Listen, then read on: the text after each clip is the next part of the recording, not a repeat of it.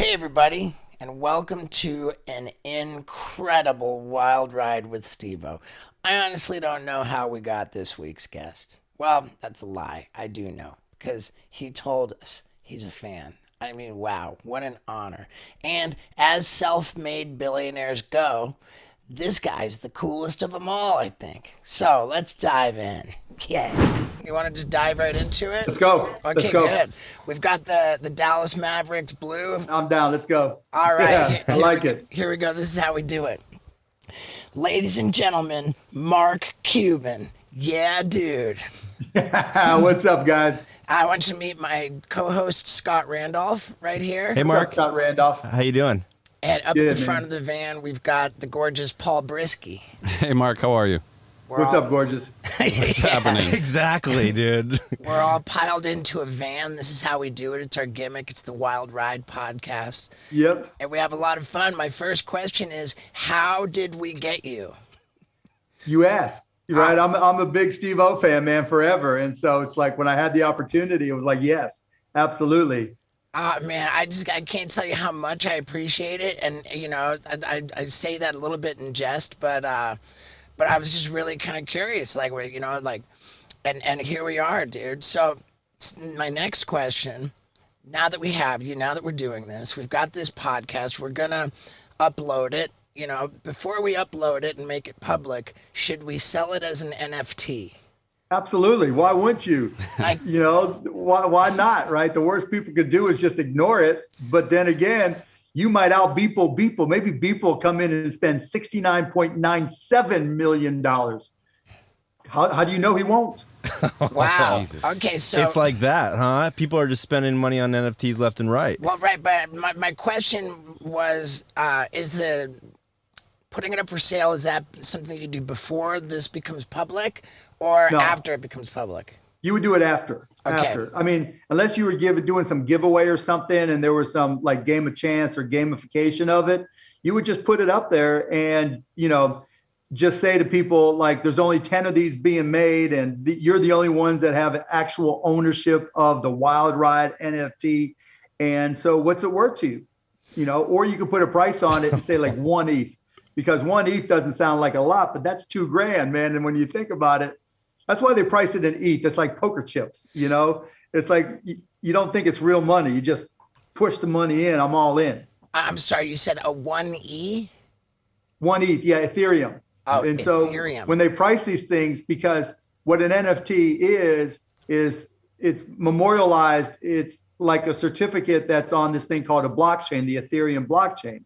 And since it's on the Ethereum blockchain, they price it in the currency of Ethereum. So, you know, there you go. All right. Now you know. NFTs are where it's at. I've got to just admit, I still don't quite understand it. You know, like, But for real though, Steve, for real, like taking some of your original moments and things that nobody has ever seen and making them available as collector's items. Because think about all the shit that you've signed, all the stuff that's been auctioned, all the times you've taken pictures, you know, or done like meet and greets or cameos. All those things are collectibles that are physical, you know, or in real life, so that you have to be there and do stuff. But think of NFTs as digital collectibles. right. And so anything that you can make digital, because each NFT can be made to be unique just as a one-off. You know, when people who collect stuff, you know, Steve-O stuff, they're going to want it. Wow. And so that's why people buy. Like Beeple had a ton of fans, right? And so he's had fans for years. He's been doing it for years, and he would sell them as digital art. It just wasn't an NFT. It just wasn't memorialized, you know, with a certificate on the blockchain. But you could do the exact same thing, man. It's crazy. It's right now is the time. All right. Would you take that NFT and cash it out or keep it in Ethereum? I would keep it in Ethereum. Wow. Wow. All right. I like that. Does Ethereum being the currency that is used for NFTs, is that going to help Ethereum grow in value as well? Yeah, exactly right. That's exactly why I wouldn't sell it. So all the Ethereum that I've gotten for NFTs and for stuff I bought or whatever, sold rather, I've kept forever. So it's Ethereum been very, very good to me. All right. But at the same time, like you got to think about it, like kids, like, and I'm talking like Gen Z, right? Their most valuable shit is on their phone. So they're used to thinking about everything being valuable. Everything digital is what's of value. Think about it like when you have a kid that runs out of storage on their phone, right? That's like the worst thing ever. It's like now you got to delete something from your phone to make room on your phone, and everybody freaks out. Kids freak out, right? And so kids, that they're not old enough to have a house. Maybe they have a car, and they have their favorite clothes for their, in the favorite places they've gone for their Instagram pictures. But everything of value to them is digital. Wow. Now think about every autograph that's ever been auctioned, every picture you took that's ever been auctioned. That really became a digital picture anyways. And what NFTs allow you to do, it just makes it easier to buy and sell. But here's the really cool part and why NFTs are really blowing up. Like if you sell a picture, a physical picture, you never get paid again. So, like when you have a show, all those dudes that are out there trying to get you to sign shit, and they say it's for their sick kid when they're going to put it on eBay, right?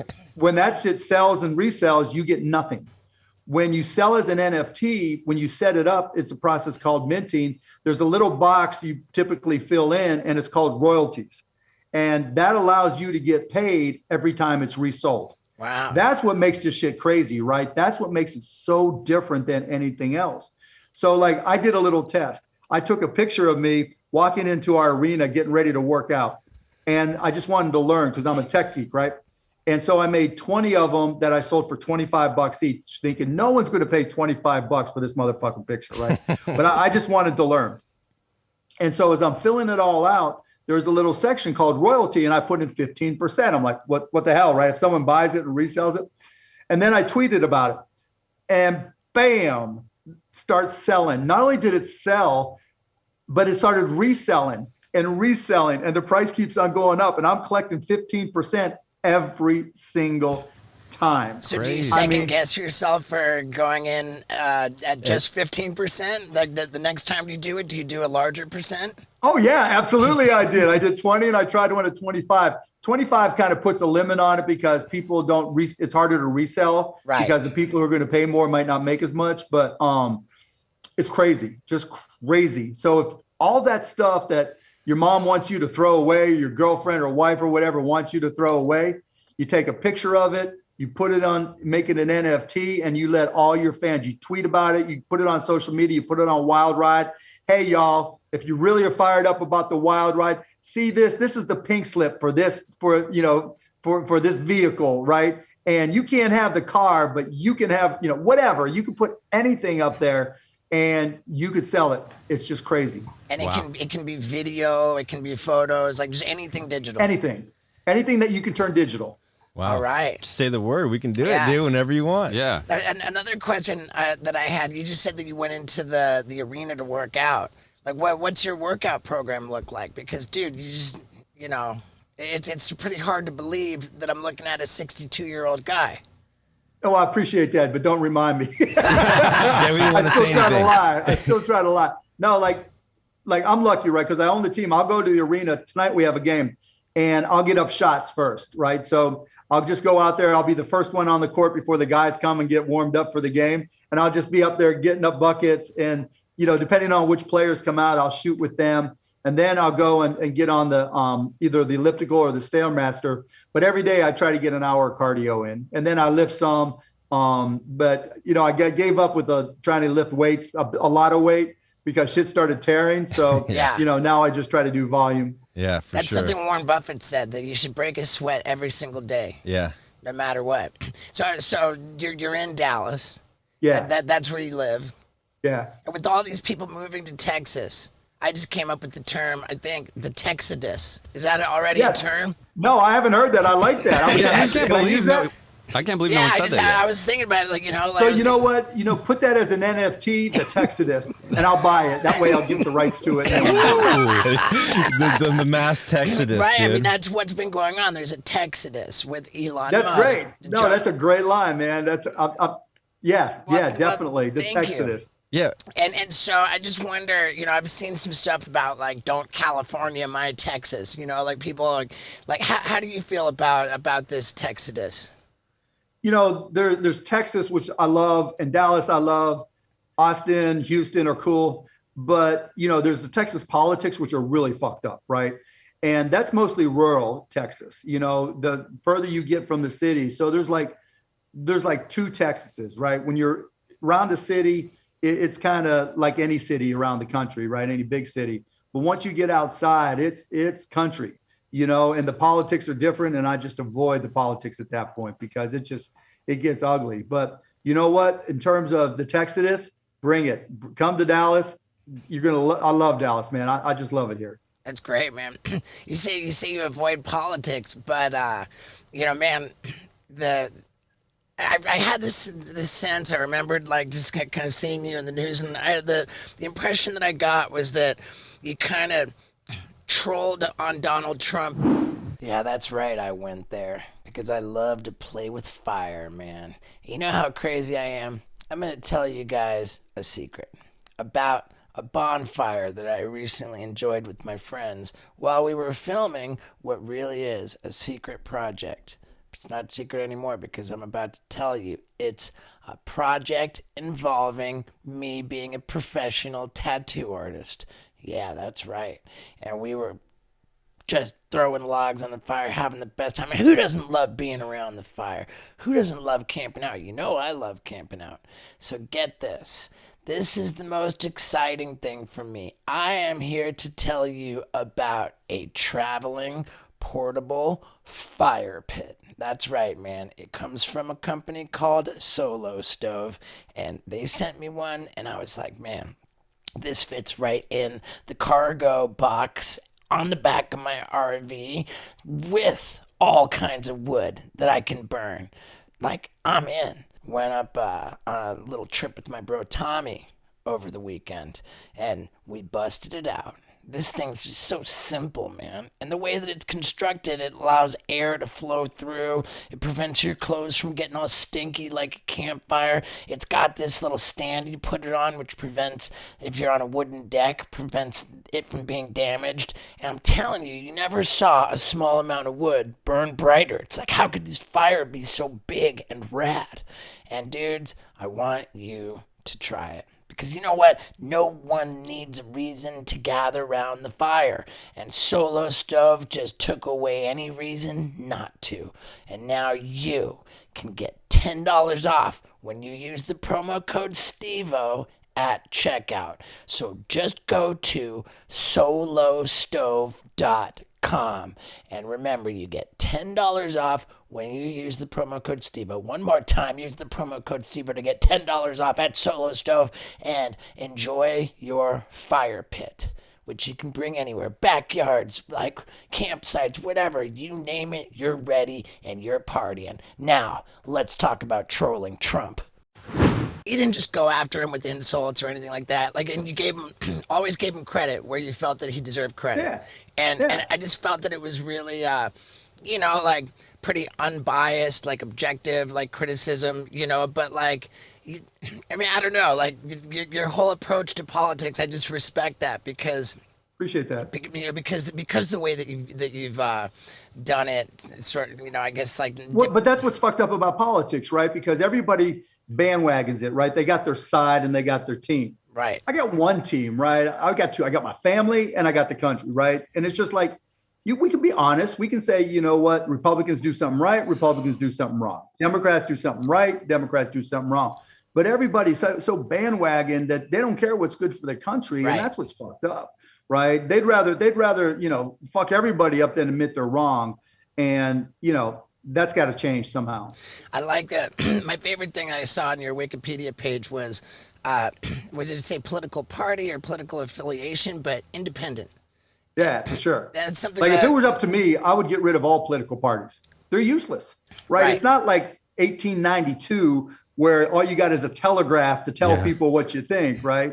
It's just like, we don't need parties. You don't need them for fundraising. You don't need them to communicate. You don't need them to, get people to in groups and community. Why do we have them still? Exactly. Yeah. My dad, who my dad, I grew up in a very privileged upbringing. My dad was a corporate executive, and ultimately, I think his best title was president of Nabisco International.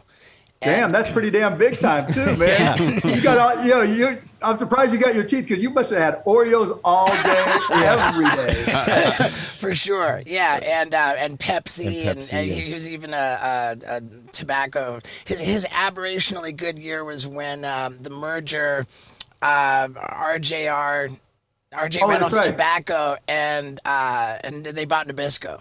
Yep. So that was Dad's best aberrationally good year. What's impressive about your dad is that he was learning Portuguese as he's flying into South America to give a speech to everybody at Pepsi in South America. Like That's impressive. That's impressive. he's an amazing man. My first, that's I impressive. spoke my first words in Portuguese because when I was 6 months old, my family moved to Brazil because my dad got the job of president of Pepsi Cola in all of Brazil. That's pretty cool. Yeah, super cool. But the reason I bring it up is because Dad has always identified as not just independent, but an independent thinker. And as it relates to political parties, he just puts it so simply. He says, why would I want to commit myself to an answer to a question that I haven't even heard yet? Amen. Your dad is a smart man. He's exactly right. 100%. Right. So I love that. Now, my dad has also steered me in different ways. Like he was a big fan of this guy Peter Schiff, and I don't expect anybody listening to this podcast to know. But I know who Peter Schiff is because of the gold versus Bitcoin shit, right? Right, and not even necessarily I think even before Bitcoin, because what Peter Schiff's thing is, and I can't argue with it, but you look at the way that the United States government, the whole economy of America is basically a Ponzi scheme where we're just borrowing money. Like we're borrowing money. Yeah, I disagree with that. Oh, you do? Okay. Well, Yeah. I'm very interested. Aren't we just borrowing money to pay the interest? We're not even trying to pay Right. what we Right. So like when you think about the first house you bought, the first car you bought, right? And you borrowed money, you got that car loan that was kind of freaky, but you knew what assets you had working for you, I hope, right? Like you went to the bank and you said, I got this job, right? I'm smart. I got these things working. I think I'm going to increase my income, right? And when you bought your house, same thing. The house is worth this. I think the value is going to go up, right? I got this job. I feel confident in my future. Now you think about the United States of America, we measure in GDP, but GDP is not a good measure of anything. And when you base things on a certain benchmark, people always try to manipulate to get to that benchmark. So it's become really worthless. So if I ask myself, what are the assets of the United States of America? Right now, we kind of, Peter Schiff included, tries to think of our account of our printing money and all that as being how much income do you have coming in and how much money do you have going out, right? And either they balance or they don't. And if they don't balance, then you're going to have to pay the deficiency at some point, right? You owe money and you're going to have to pay it, which is true, except if you, just like when you got that car and house, you knew what your assets were. You knew what your intellectual capital. We only use GDP and revenue, right? We never take into account what the assets of this country are. The physical land, right? The intellectual capital. We created the internet effectively, right? We built the internet. We dominate the internet.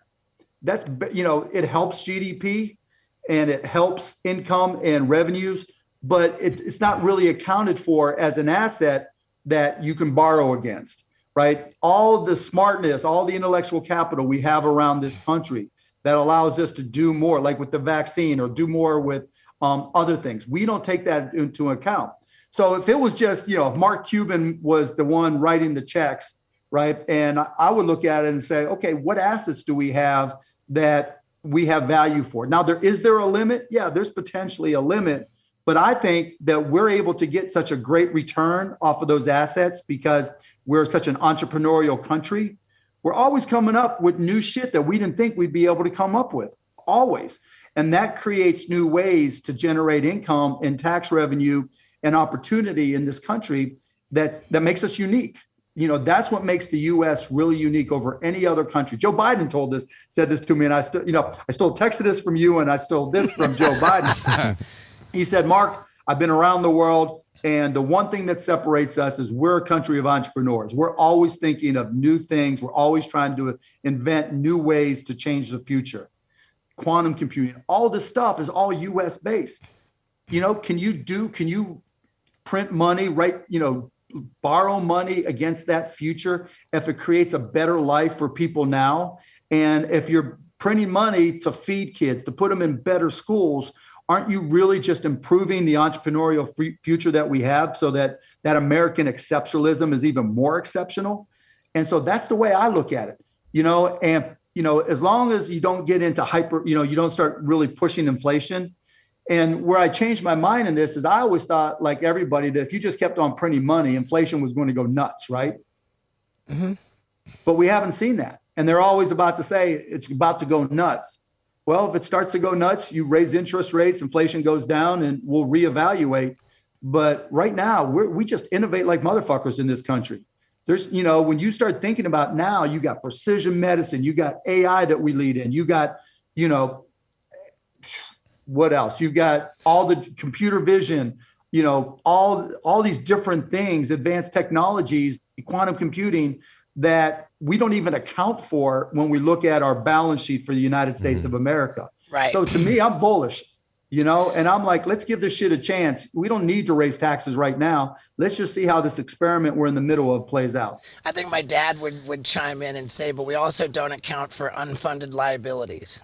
But we do, because we know we're there. Right? We know they're there. Now, you can argue that there's derivatives of derivatives of derivatives, like Warren Buffett says, that's a time bomb, that those are weapons of mass destruction.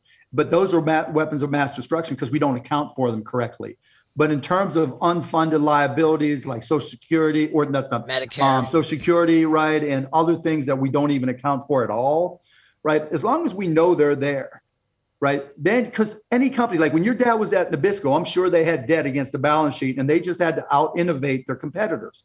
Right. And when they stopped being able to out innovate, they sold, and then RJR fucked it all up because they were just trying to get more people to smoke. And then they try to get into other shit. But you get my point, right? You can out innovate your debt levels.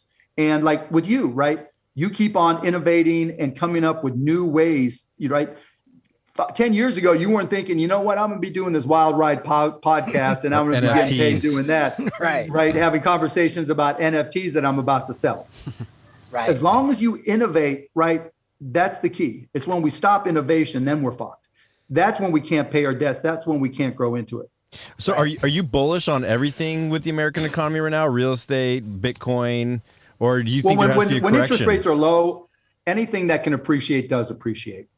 Right. So that's the key. So the key is, as long as we're doing productive things, like if it's, Steve-O and the Wild Ride Inc., then you guys can find a way to invest to make more than 2% on your money. And that's what it's like. America Inc. can invest and make more than 2% than the interest rates we're charging right now and do it with something productive. Mm-hmm. That kind of stuff.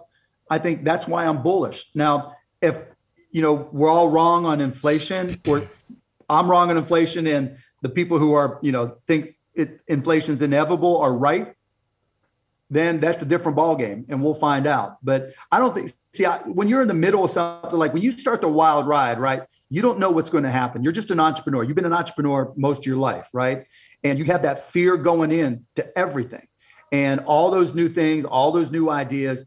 But you can't just stop, after one try or two tries or three tries. And we've got this experiment where basically, because of the pandemic, we're just printing money left and right. And then we did another stimulus, another 2 trillion, printing money left and right. Now we got the next 2 trillion that we're going to be spending. 2.9, I thought. Yeah, everything, right? All these upgrades everywhere. Like, let's just see how it plays out. Let's not. So where I think where Biden's fucking up is that not that he's doing it for infrastructure, but that he's looking at raising taxes for it. Right. Because that's how you fuck up the new business, right? That's how you fuck up this great experiment we're in the middle of, because you got to let it play out. You can't, because the only thing we know about economists is that they're all fucking wrong all the time. Right. And they stick to their guns no matter what. So let's just see what happens and play it out. Right. Yeah. Peter Schiff hasn't been wrong for 20 years. Peter Schiff has never admitted that he was wrong ever. Right. So for somebody new like me wanting to buy a house, I mean, it's so crazy right now. Would you wait or would you wait? I mean, people are like, no, it's going to keep going up. I mean, what do you do? No, it could go back down, but it's got to be a house you can live in that you'd otherwise have to pay rent for the same amount, because rents are going up too. And so what I would do is see what I can afford, rent versus buying, right? And if they're about the same, then I would buy.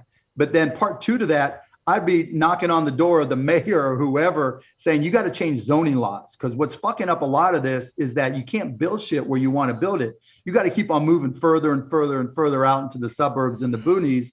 Whereas, because of the pandemic, if you got all these office buildings that aren't going to be filled with companies anymore, why not change zoning laws so you could take this floor and turn it into apartments or condos? I heard they might start doing that.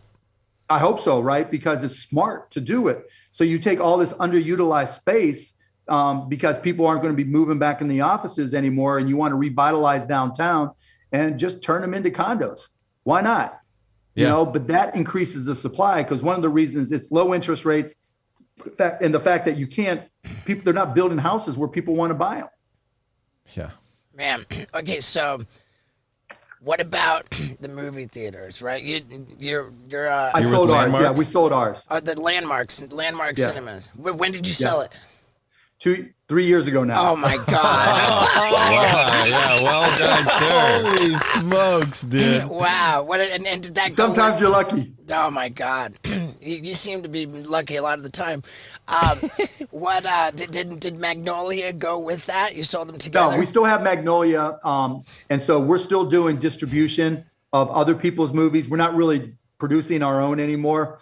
I found, quick story, like the first movie I ever produced was I got an email from. Oh, was it? I'm sorry, but the Loose Change was one that I read about. No. I never did anything with that. Okay, I never did anything with that. I talked to Charlie Sheen about that, but nothing happened. But this is 2004. I get an email from this dude, Alex Gibney, who'd never really done anything at the time. Wow, okay, Oscar guy. Yeah. So he sends me an email, just cold email, and says, I got all this video from Enron. And I email him back, and I'm like, do you own the rights to all the video? He goes, yeah, 100% exclusive rights. I'm like, you want to do a documentary? He goes, yeah. I go, how much? What's the budget? He goes, $770,000. I'm like, let's do it. 12 minutes, I greenlit this movie. Goes on to become Enron, the smartest guys in the room, because one of the top 10 grossing documentaries at the time gets nominated for an Academy Award. I'm thinking, this shit's easy, right? Then my partner, Todd Wagner, comes to me. He goes, George Clooney's got this black and white movie about the 1950s and the communist scare. And it's going to be a movie called Good Night and Good Luck. And it's $4 million from us, $4 million from this other company. Well, I think we should do it. I'm like, great, let's do it. Kills it, right? Gets nominated for 6 Academy Awards with George Clooney. And so I'm like, this shit's easy. We didn't win any, right? But I'm like, I'm having Oscars parties. I'm showing up everywhere. And I'm like, I'm just killing the game. You haven't heard a movie we've done since. And so we just bam. I've heard of all kinds of movies. Whenever I'm watching a movie, whenever I sit down to watch a movie and it starts with that Magnolia, well, those are ones we distribute, not the ones that we create. Oh, gotcha. Because whenever I see it, I'm like, yes, and I had no idea you were involved. I honestly feel like, wow, they've never failed me. Magnolia comes on, I'm like, oh, dude, this is great. I'm ready. You know? Eamon Bowles is the guy in charge, and he is really, really good. He's got great taste. My taste, as I found out the hard way, sucks, right? So I let it all go there. No more producing movies. So all those movies that didn't work out, couldn't you make them NFTs and sell them? I thought, so it's so funny you say that, right? I'll buy it for $25. I emailed Eamon a couple of weeks ago, and I'm like, okay, I know we've sold it to Hulu and sold rights off around the world. Are there any that were like so bad that we just couldn't sell them and we own all the rights, but we didn't have any? Wow. It was really bummer. Cool. Okay, so I have a few notes here, and from you, I put in the top right corner, I wrote, listen. Okay, let me tell you a story on that, right? We're rolling, boy. We're rolling. So obviously I like to talk, and I'm an interrupter, right? My kids, my parents, my friends just would crush me on that ship. And so I got this job out of college that I didn't last very long. They didn't like me very much. And this guy who was trying to be my mentor, Larry Manoff, he goes, son, I just want to tell you this. I'm like 22. He goes, I'm going to give you a tool that you can use because you need this, because you don't listen. He goes, every time you go into a meeting, I want you to have a notepad. And the minute you sit down, I want you to write the word listen right there on your notepad, because right there in the corner, right? All the time. Yeah. No lie. If you go back over the last 40 years now that I've been going into meetings and taking notes, I write listen first thing. That's cool. Speaking of jobs out of college, I saw that you were a disco instructor. Yeah, baby. That's cool. You tell me if this is cool. Being paid $25 an hour when you're in college to go to sorority houses and teach girls how to dance. It's a pretty good gig. It's a pretty good opener right there. Yo, if you got any openings, I'll still take that job. That's great, man. That's so good. Another thing I saw you say I really enjoyed is that I'm a ready, fire, aim guy. Yeah. Just no Same nonsense. thing, man. Same thing. It's just like, I know what I'm good at and I know what I suck at. And like, I'm bigger picture, and I always need to partner with somebody who's anal, somebody who deals with the details. And so Todd Wagner, Martin Woodall, all these partners I've had over the years, I got to do it, because otherwise my shit's all over the place. Because I like to think, big and what's next and how are we going to change the game.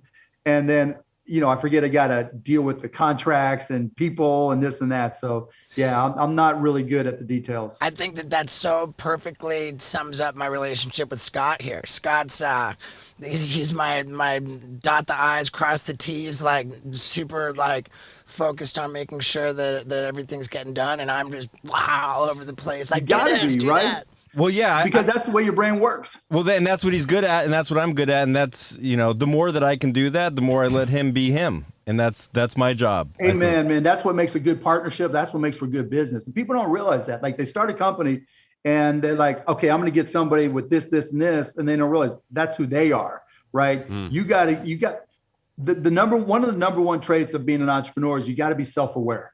You got to know what you're good at. You got to know what you suck at, because there's always someone trying to kick your ass and put you out of business. For sure. And if you can't figure it out, they'll figure it out for you. Yeah, what I liked about you is that you're probably the 51st guest that we've had, and you're probably the only one that's come in earlier than the time that we gave them. And what's crazy about that is like I can count on one hand how many times I've been late in my entire life. It just pains me to be 10 minutes early because I feel like that's too late, And so my question to you is like, what happens if you have somebody coming in for a job interview and they're on time or a minute late? Are they done no matter what immediately? No, it just depends on the job. First of all, I'm so bad at interviewing. I don't interview people at all, and I haven't for years, because I am the worst. Because like I'm a sales guy at heart, an entrepreneur at heart, so I'm like selling them on the job, right, as opposed to them selling me, and so it's awful. But yeah, I'm like, I was early for this one, but it was just lucky. Okay, cool. I was just curious about that. I'm not gonna lie, Scott. I'm late all the time. Not like nasty late. And I try to get there early, especially now. And it's easier now because of Zoom, right? But yeah, I'm that guy who's 3, 4, 5 minutes late and just saying, oops, sorry. But I can do that now because no one's going to say fuck you to me anymore. Yeah, there you go. Right. That's so great. Yeah, and I think that with it's what you bring to the table too. Like Yeah, but if you're 4 minutes late and you're like, I'm like, oh my God, Right. this guy's gonna be late on like some important thing. Understood, but then like say there's my dynamic with you, and you're like 100% punctual, everything like responsive, and then I got Paul Brisky, the gorgeous guy at the front of the van, right? And Paul he's like more the producer of my content, the editor. He's got this creative ability to tell stories with the videos that we make, which is just unmatched. So Paul's got me by the balls because I can't replace him. I can't replace him. Shit. So when Paul, like, as soon as he leaves and he's not like physically He punches working, the clock out. and then you don't hear from him. Like, he's the worst at responding to texts, and it drives Scott and I nuts. Like, what the fuck? But I'm like, God, I wish Paul would fucking, exist when he's not actually working, but he's just doing his thing, and who knows what that is. But when he shows up, he's just so irreplaceable. He's so good at his job that, like, you gotta. Hey, Paul, you need a job? I mean, maybe let's talk. No, I try to have very strong, healthy work boundaries, but perhaps. No, I mean, dude, I respect it. No, and clearly he's you absolutely do. in the right. Yeah. Because I've had jobs before where like I leave the office, then I'm getting calls all night, I'm answering emails all night, and that's why when I started working with you, Steve, I was like, because that it just becomes unsustainable. It's even like I was down to answer emails at 10 at night or whatever because it was fun, but it's not sustainable, and eventually you get sick of it. So when I started this job, I was like, I need really strict boundaries, and like it's up to me to make those boundaries. Like no one's gonna enforce them As on long me. as you're getting shit done, right? Oh, he's the best. He's the Yeah, best. that's well, all that thanks, matters, guys. right? You're getting it done. Your boss thinks you're the best. Your two bosses think you're the best. Fuck the rest, right? I mean, Yeah. because just because his mind's working like that doesn't mean, Right. you get it done. Yeah, and that's the first time I've ever even brought it up with Paul. I know. That's what I feel like. I'm like sweating. No, don't. You're welcome, gorgeous. Yeah. That's so good. I feel like I'm in the tank right now. No, you're fine. That's You're great. fine. It's just the way it is, man. And I didn't bring it up to put you on blast. It's just to Scott's point, there's some people who are going to show up late to the interview, but you absolutely have to fucking hire them because they bring something else to the table that's irreplaceable. Well, you know what? It all comes down to this. There's two types of people that you partner with or work with: those who create stress and those who reduce your stress. And if they reduce your stress, you'll do anything to keep them. If they create stress, you'll find some way to get rid of them. But they're always the ones that think that they save you all the hassle, right? The people, the people who reduce your stress, like Gorgeous, he's cool with it all, and you're cool with it because he gets shit done. Oh, he's the best. And Scott, there's something I wanted to tell you about. Scott came with me on tour. We started with my comedy tour in 2014, just kind of as a bro. If I might as well just be honest here. I was addressing issues with sexual acting out. I was like, you know what? I'm about to become 40, and I don't want to be this promiscuous, pathetic guy trying to chase Taylor. That's not the road to happiness. I said, if I'm going to be happy, I need to learn how to have a healthy relationship. And so I had to address these issues. And Scott came on the road as my cock blocker. Because after all of my shows and I'm doing the meet and greet and selling my merch, like I say, hey man, just be there to help me like stay on this path. Yeah. And thank God I stayed on the path because now I'm engaged. I've got a great relationship, Congrats. and it's all Congrats. because of that. But when Scott came on the road, he looks at what I've got. I've got my book. I'm a New York Times best-selling author. I've got my book and I sell it. I sign it for everybody after the shows, and I had T-shirts, and that was it. Scott says, all you have is books and T-shirts, and you don't even have credit card swiper. He's like, oh God, man, we got to. So next thing you know, Scott just revolutionizes my touring merch, and We went from 3 products to probably like 40 SKUs. Ladies and gentlemen, let's make that 41 SKUs because we are in the business of skateboards, and I am autographing every single one of them. I mean, this one, you just can't keep it in stock for very long. I'm telling you, right now, they are available, and if you haul ass to steveo.com, you can get yourself one of these autographed skateboards, man. And, dude, skateboards are tough to come by since the pandemic, man, but we got them, not for long. Grab yourself one, and let's talk business. We have a hot sauce business that's top 3 on Amazon right now. Damn. Yeah, we have. God, you want a job? Yeah. No, but for real, you guys, you're going to have to start learning about NFTs because tickets are going to turn into NFTs and collectibles, Oh, shit. right? Because I bought, I went to, when things open back up today, people aren't just going to want a ticket where like now you got a stub, like you put it up on your corkboard or shit, right? Now you're going to want that digital collectible to say, yeah, I was at Steve-O, and I have this site lazy.com. So if you want to see my NFTs, it's lazy.com/mcuban. But yeah, I want to post, to show everybody my NFTs where all the shows I've been to, all the Steve-O, and then Steve-O can say who's been to the most shows, who's got it in the NFTs in their wallet, then you get yada yada yada.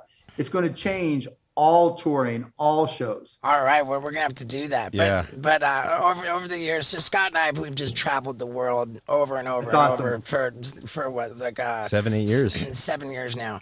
And the whole time, every meal, it's like if I don't have hot sauce, I have what I call a condiment disorder. You know, I gotta like just, you know, food is just a vehicle for shoveling condiments into. It's like, do you want some French fries with your ketchup? Right. And hot sauce is particularly important. And so Scott says to me at one point, he says, man, dude, you love hot sauce so much, you got to have your own hot sauce brand. And he did this with so many products. You love your sunglasses so much, you got to have sunglasses. But the hot sauce that we came out with, which is, you know, it bounces around. It goes up to number 3 on Amazon sometimes. And the name of it is Steve-O's Hot Sauce for Your Butthole. And Because of course. But right, and I remember when I ran that by my dad said, well, that's about the dumbest thing I've ever heard, because you've really limited yourself of what marketplaces you can be in. You know, no store is going to put that on the shelves. But I view it totally differently, because there's so much hot sauce out there to compete with. What makes our brand do well is that people see it, and it's that little cartoon image of me on the bottle with a stick of dynamite up my butt. And, you know, and it's hilarious. It's Steve-O's hot sauce for people. I agree with you. You got to stand out because there's so many hot sauces, Right. so many condiments, right? You got to have something that gives people a reason to talk about it. And it becomes like when they have it at their house, people want to talk about Right. it and see what it is. It's a great your dad's stocking wrong on this stuffer. one. Yeah. Yeah, of course. You Yeah, know, of course. Impulse buy at the counter. It's like, how can you go Yep. wrong? Yeah, dude. And so you know, I've got a couple more things I wanted to tell you that and just what an honor, man. This is I couldn't when I found out that we got Mark Cuban. I don't want to kiss your Yeah, butt. whatever. No, I thought no. it was just cool. I was like, when I got the email, like, Steve-O wants to talk to me. And I was like, that is so fucking cool. Seriously. It's just like, Dude. you know, because we don't run in the same circles. Sure. And so it's just like something different. Dude, I gotta Yeah. isolate that little soundbite right there. And just Yeah, make an NFT out of it. Make dude. nerds your NFT. Let's make an right. NFT out of it. Unbelievable. Texodus. No, Texodus is the NFT. Right. So I, you know, I did a fair amount of research. I wanted to come in prepared, and gotta tell you, out of all of the videos that I watched and everything, it was really enjoyable to do this research. The toughest thing that was just fucking dealing with the Fox News interviews.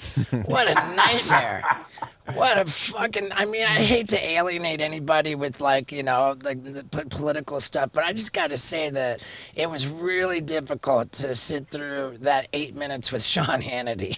They were fun, though. They were fun. I Yeah. did it because it was fun, right? Because it's easy to talk to somebody, you know, you're cool, right? Scott's cool, right? You know, gorgeous, maybe not, but,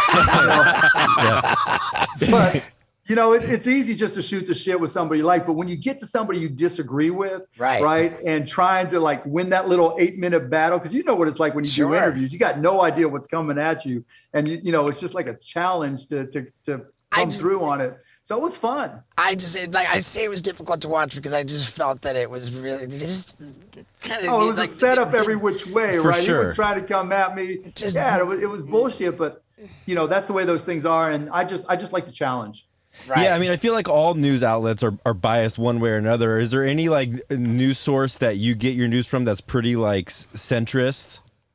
I mean, honestly, since the election, I've like only listened to music. Like I used to always have CNN, then I turned to Fox some just to hear what's going on and hear the other side. But now it's just like, fuck it. I mean, you know, It's so agree or funny. at least I know with Biden, if I disagree with them, there's a way to disagree, right? And somebody's going to have a legitimate discussion with you.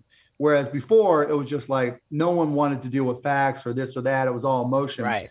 But you know, in terms of where I get news, like I'll do AP and Reuters, really as my main news sources. And then if there's actually a site called Memeo Random, MEMEO Random. I think that's how you spell it. And they aggregate different news stories from different sites. And so I'll just glance through there to see if there's anything interesting to me. And if not, you know, I get an email from Reuters, an email from AP, I'll glance at them. But now, you know, the vaccine, like we went from sucking at COVID and being like one of the world's worst to like, okay, we're starting to have some confidence, and I think we're getting this right. We're number of vaccines per day. People are freaking out less. People aren't yelling at their families as much. You're not, running into people that you think are going to pound you with a bat because you disagree with them. So it's like, I don't need to deal with that shit anymore. And like, I didn't like politics. Like, honestly, for non-presidential elections, I always voted for the person I thought would do the least, because I never, I'm not a fan of politicians generally. It was only when Trump got involved and because I've known him for so long, that I kind of said, okay, I got to say something. Right. And what's your relationship with Trump now? Like, I saw a pretty recent interview. You said that he called you up randomly. It sounded like that wasn't very long ago. Now, that was like October, this past October, I guess. No, it would have been March. It was last March. And he started asking me, because it was right before we were going back, right when the NBA season was closing down. And he was asking me about players and who's, how the NBA is going and this and that. And I'm like, why did he call me? Then he invited me to dinner. And knowing Donald Trump, he doesn't just invite someone to dinner just to chit chat like this, right? And so I knew he was setting me up for something, for a photo op or something where he wanted me to just come out and say that I enjoyed meeting him or this or that. And so I never took him up on it. Right. Okay. Yeah, wow. I think that when I heard you say that since the election you're just listening to music, is it safe to say that's because once Biden became the president, now like TV is just not as fun anymore? Yeah, like, that has a lot to do with it for sure, right? Like, You didn't. Saturday there's always Night Live. a tweet. Saturday Night Live was so great when Trump was the president. It was just, and now like it's not. It's like Alec Baldwin has got to worry about where his wife is from, as opposed to Donald Trump, right? Everything changed. Everything changed. Right. And the same goes for, I heard that all the ratings on all of the news channels have just created yeah. Except for like if I see something on the news about like the possibility of a Trump criminal, indictment. Yeah, right. Something's going to happen. Like, you can't throw a former president in jail, so I don't think he's going to jail. But I think maybe his kids, who knows what's going to happen there. But all these lawsuits that got put off because he was president, they're all coming back, and his brand is just for shit now. So his businesses have got to be getting crushed. And so he's got to be freaking out, and because he's not making any money, and his businesses are probably losing money. I mean, and he's paying for all these lawsuits. Oh my God, I wouldn't want to be him for sure. And then on top of that, all of the hundreds of millions of dollars of debt that's coming due in the next couple of years. Yeah, no, he's not in a good financial position at all. Because remember, he had to report all his cash, and presuming he's not lying too much about how much cash he had, he ain't got enough. Right. So he's got to either, particularly if he's funding losses for his companies. And so he's going to have to sell stuff, and it's going to be interesting to see what happens. Wow. Yeah. Maybe instead of the Trump Tower in Vegas, it can be the Cuban Tower. I actually have an apartment in one of his buildings in New York, and I bought it in like 1999 after I sold my company. And then it was okay, right? It was brand new building, and I'm like, this is cool. I didn't mind it being Trump. But once he got elected, you could just see the whole, like the people at the front desk would be like this all the time. Yeah. It means even staying there is probably just so political at that point, Right. Yeah. Do you mind if I ask you, do you have a morning routine that you do every day? Do you wake up at the same time? Are there certain things that you have to do every day, or kind of just loose? I mean, like, first thing I do, after, my kids are 11, 14, and 17, so they're still getting off to school and stuff. And so my wife does most of that, so I can't take credit, but, trying to get them off. And then I just go dig into emails. Like, I try to do as much as I can via email, because it becomes a tickler file for me. Anything unread, the minute my eyes open up, like I literally, I'll get back in bed and I'll just start rolling through these emails so I can get down to under 40 unread, which is a lot of emails I got to go through. And then from there, I got to go get tested, because I got to get tested for the Mavs every day so I can go to the games. And then from there, I'll come back and, either, do calls, do interviews, do my email some more. Then I'll get a workout in either before the game, watch the game. And then if I didn't get my workout in before the game, then afterwards I'll get my workout in. Yeah, man. my routine. It's You got to get a workout in every day. Got to, or I feel Gotta like sweat. something's fucked up. right. And I mean, dude, it's incredible how hands-on you are. Just in the process of booking this interview, I couldn't even believe it. I was like, wait a second, is that Mark Cuban on the email? Like, like this is, they actually went to you. And Yeah, of and it course. was Yeah, you, why wouldn't it? and it It's was just you. easier, right? You know, instead of someone coming to you and saying, Mark, what do you think about this, this, and this? I'm just like, oh, Steve, oh, cool. I just reply, add my assistant onto it, you know, book it. Yeah, Done. it went the Done. other way around. Normally, it would go you go to the rep, and then. But it was there was Mark himself. He said, "Oh yeah, hell yeah, let's do it." And he says like, so and so will set it up. So I mean, that was Oh pretty. yeah, incredible. bam. I mean, because I got to get on to the next one. Right. That's so and, good. And I mean, yeah, I saw you with Kevin Hart. Like that was that a lot of fun? I didn't do it. It never happened. Never happened. Yeah, it never The- happened. No, the ice bath. the ice bath one. Oh yeah, the cold as balls. We were supposed to do something else that didn't happen with Shark Tank. Right. Yeah, no, that was fun. Kevin's awesome, man. Yeah. I mean, it was The only bad thing was I thought I was getting in shape. That's one of the reasons I'm working out an hour every day. And then I saw that, I'm like, you motherfucking fat ass. You thought you were in shape. That is the Worst. grossest thing. He probably lost half his viewership because I had my shirt off. I dude. don't know about all that, but the ice bath video with Kevin Hart ran for about 4 minutes and something on YouTube. But I just know production. I know it always takes a lot longer than. Oh, yeah, How for long sure. were you actually in the ice bath? Probably 60 plus minutes. Holy shit! 60 Yeah. minutes? Yeah, a lot of cutting. Yeah, a Yeah, lot I of know cutting. that's And the you had to- nature of the beast.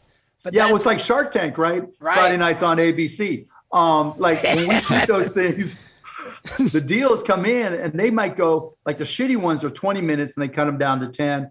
But the intense ones where we're all interested or there's something we really care about, those can go 60 to 90 minutes. And the longest one's been 2.5 hours.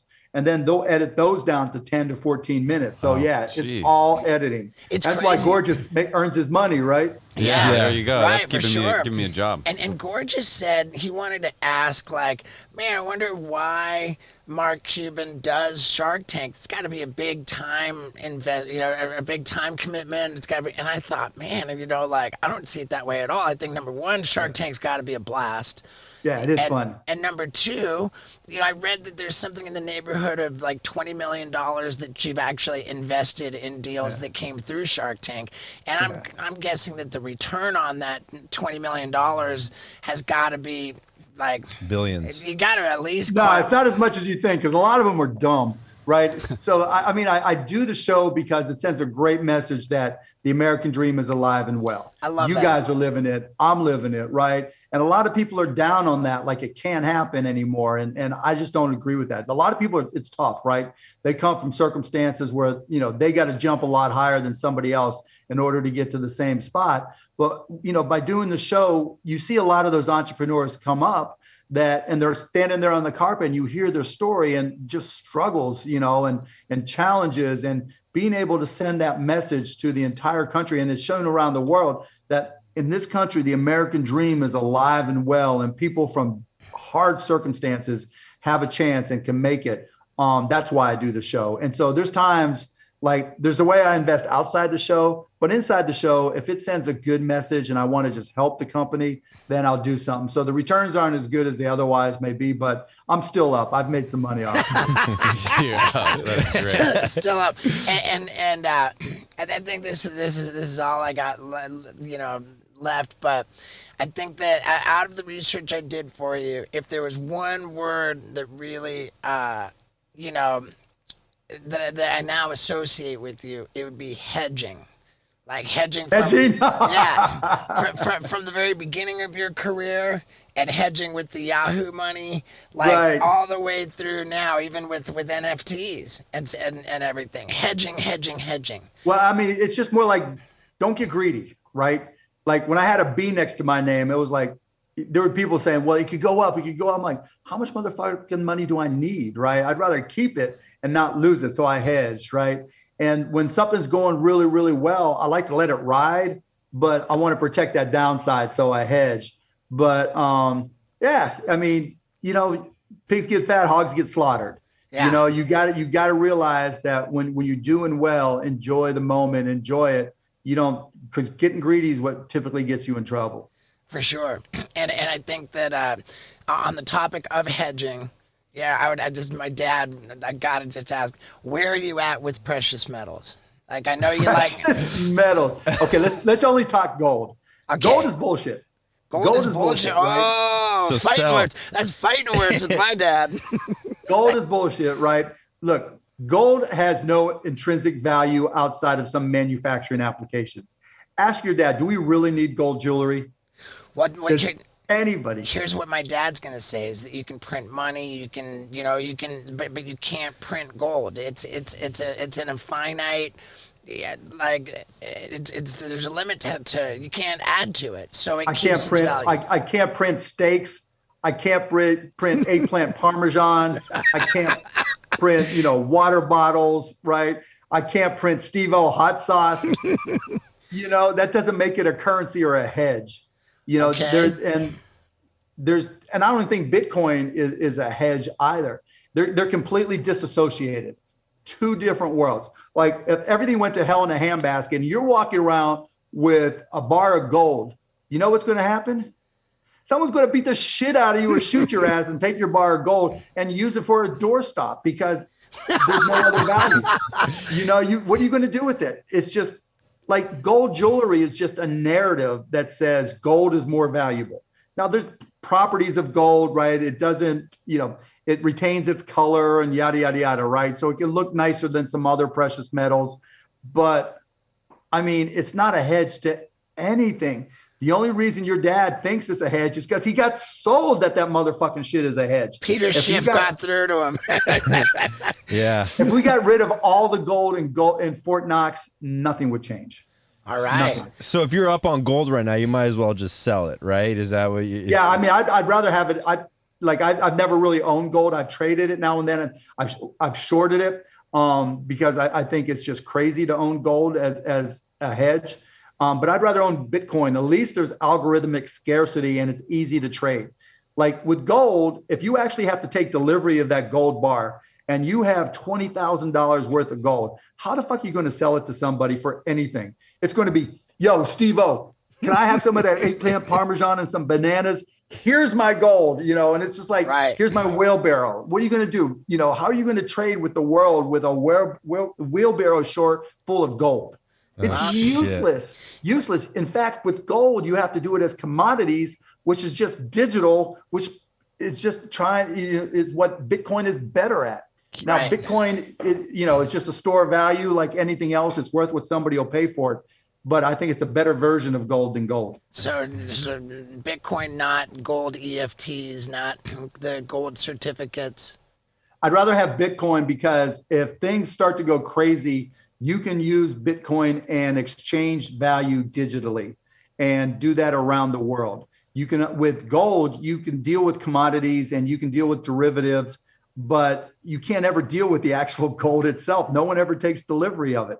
Right. But you can actually, who do you know that the people that own gold are the people that see who's that old school actor talking about gold coins, on all the late night commercials? Henry Winkler does that, maybe? Yeah, all that fonts. shit, right? It's just like there's just no real intrinsic value other than manufacturing applications. And you can argue about jewelry, but with Bitcoin, it doesn't pretend to have the same type of value. Bitcoin's intrinsic value is that it's a platform that is friction-free to exchange. If you have Bitcoin and I have Bitcoin, I can buy a Tesla by just sending my Bitcoin to Elon's Bitcoin wallet, and he sends me my Tesla. So much easier. If I wanted to buy a Tesla with gold, it ain't happening. Wow. Do you like Tesla? Yeah. As a stock, that's different, but I like the cars. Okay. I have money. I have a Tesla, and I have stock in Tesla. So where did I go wrong there? You didn't go wrong anywhere. I mean, look, the stock went too high, and then it comes back, and then there'll be more hype when new versions come out and people talk about it. It's just, when you get into a hype stock, it goes up and it's going to come down. Just like Bitcoin goes up and comes down. It's going to be volatile. That's just part of the deal. Yeah. And, if you believe in what Elon's doing with batteries and cars and, AI solar. with cars driving themselves. Is Yeah, that ever and I going to agree happen? that's part of the future. Yeah. You know, How bullish are you on like self-driving cars? Like how near in the future is that? it's probably so. Here's the thing for self-driving cars, and I've said this to the city of Dallas. I said the best way to get self-driving cars. It has nothing to do really with the cars. It has everything to do with what we do in cities. Like when you go to Vegas and you go to the Strip, you never cross the street, right? You always go over because Right. you know you're a dead person if you try to cross the street. And so people don't trust self-driving cars. Now, if all the walkways in a city downtown went over the street, like in Vegas in the Strip, people could do self-driving cars all day long because you're not worried about them running somebody over. And you can do the same thing with deliveries. You can do the same thing with self-driving trucks, right? If we designed communities where the houses were designed so a little robot climbs out of the back of a self-driving truck, and you have a little path that goes to your refrigerator in the back of your house, and it just stuffs shit in there from Amazon all the time or whatever. That's the stuff that needs to change. It's not even the technology for the self-driving cars. You got to get people, rather than trying to upgrade the self-driving cars, you got to get people and the friction out of the way, and that's when it happens.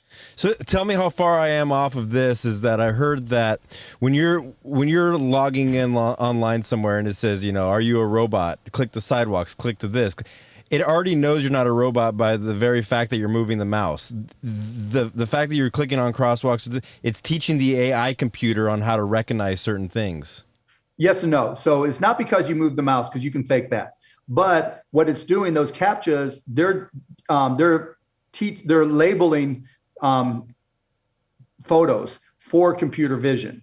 So for computer vision to work, it's got to have labeled data. And the more labeled data it has to be able to know what's a car, what's a bike, what's a tree, right? Mm-hmm. Then the better and more efficient it is in identifying things using computer vision. And so they're using people to label data to make their models smarter.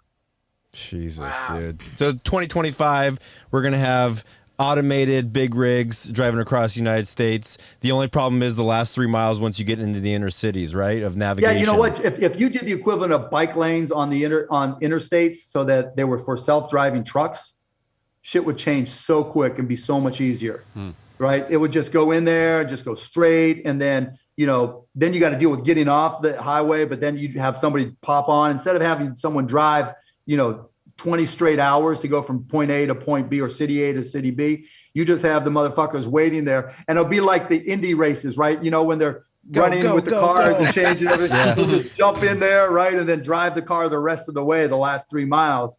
So yeah, there's a lot of things that can change. So hopefully this infrastructure bill is smart enough to recognize that. Cool. Wow.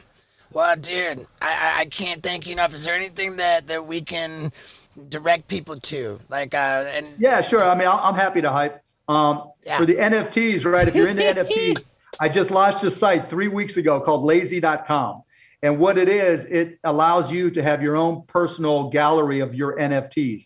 So when you get the Texadus Steve-O NFT, you present it proudly, and it has a shortened URL. So if you want to check out my NFTs, it's lazy.com/mcuban. And if you want to just see all these companies, Shark Tank and everything, just go to markcuban.com. And of course, watch Shark Tank Friday nights on ABC, because that's where I do my best shit. It's fantastic, man. I'm such a fan of Shark Tank. Yeah. It's my dad too. Mm-hmm. All right, brother. Well, hey, man, I just can't thank you enough. And this really was a treat, dude. I enjoyed it. It was fun, man. You guys are awesome. I really enjoyed it. Yeah, thank you. Yeah, you guys just went with it, had fun. So it really was a lot of fun. Hell yeah. I appreciate you, brother, man. And go Mavs. Yes, sir. Yes, sir. This is luck tonight. All right, guys. And if I can do anything for y'all, just holler. Yeah, for sure. Appreciate you, brother. Appreciate it. Thanks, guys. Cuban. Later, Mark. Peace. Thanks, gorgeous. You're welcome. How fucking cool was that? And how cool are you for sticking around to the very end? I like to make it special for you guys. I don't always do that great of a job, but this week, man, what a special fucking podcast that was. And I've got some sad news that after we got done, I Googled Texadus, and even though I came up with it on my own, a lot of other people did too. So, what are you gonna do, man? I am getting into the NFT business though, at Mark Cuban's suggestion. I have already found what I believe to be a broker and a gallery, and I'm figuring it out. I've picked my first asset, which we're going to put on sale as an NFT, and it is a racy one, okay? Plus, we're having it animated, making it even more racy. But, here, I've told you guys about my pro model skateboard, so let's see what I got on this thing.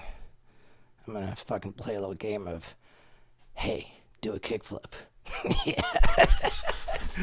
I'm going to be heartbroken if I don't get it, but I'm going to live by whatever happens. Win, lose, or draw, man.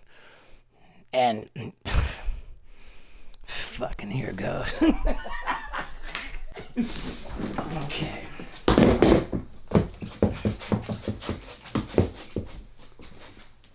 That was fucking bullshit. Okay, here we go. I like facing this way better. No! You bastard! All this does is lend credibility to fucking, I don't know. To how hard I'm working as a pro skater. No! Fucking tap the tail. Okay, here it is. No, that's it.